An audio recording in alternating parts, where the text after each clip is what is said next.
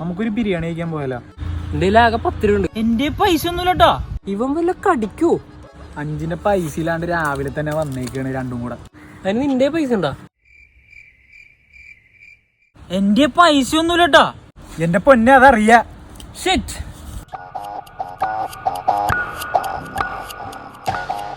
ഇവനിവിടെ ഒന്നും കണ്ടിട്ടില്ലല്ലോ. എവനാ? ഇവനെ കണ്ടിട്ടൊന്നും പന്തികേടില്ലേ? അവൻ വല്ല ഗൂഗിൾ മാപ്പ് നോക്കി വഴി തെറ്റി വന്നായിരിക്കും. എന്തോ സ്പെല്ലിംഗ് മിസ്റ്റേക്ക് ഉണ്ട്. എന്തിനാണ് ഇപ്പൊ അവൻ ഇങ്ങാട് വിളിക്കണം?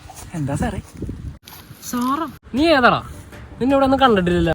ഞാൻ അവിടെ അല്ല ഇവിടെ ഉള്ളതാ. അവിടെ ഇവിടെയാ? ഇവനെ കണ്ടിട്ട് എന്തോ പന്തികേട് ഉണ്ടല്ലോ. അയ്യോ സാറേ, ഞാൻ കള്ളനൊന്നുമല്ല. എന്റെ അപ്പച്ചൻ കുരുവിള വല്യപ്പച്ചൻ നിക്കോളാസിന്റെ കാലം മുതലേ ഇവിടെ ഉള്ളവരാ. നിക്കോളാസാ? ഞാനിവിടെ ഒരു വീട് നോക്കാൻ വന്നു. ഇനി അതിന്റെ പേരിലൊരു പ്രശ്നം വേണ്ട. തേറി സിനിമ ഞങ്ങളും കണ്ടാണ്. തളപതി ഫാനാണല്ലേ?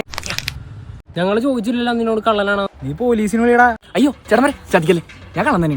കണ്ടാ വിളി 100. അയ്യോ വിളിക്കല്ലേ ഏട്ടന്മാരെ, ഞാൻ എന്ത് വേണേലും ചെയ്യാം. എന്നാ ഐശ്വര്യോട്ടൊരു 1000 രൂപ. പോട്ടെ ഏട്ടന്മാരെ.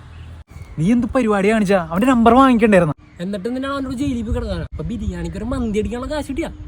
അല്ല നമ്മളെ അങ്ങോട്ട് പോകാനോ? അവനിപ്പ എന്തിനാ പൈസ എന്നിട്ട് പോയെ? അവൻ കള്ളനല്ലായിരുന്നാ? കള്ളനാ അവനാ? നാട്ടുകാരെ ഇവന്റെ ദിവസം കിളി പറയിട്ടുണ്ട്. നമുക്ക് ഫുഡ് കഴിക്കാൻ പോവാ. ഫുഡ്?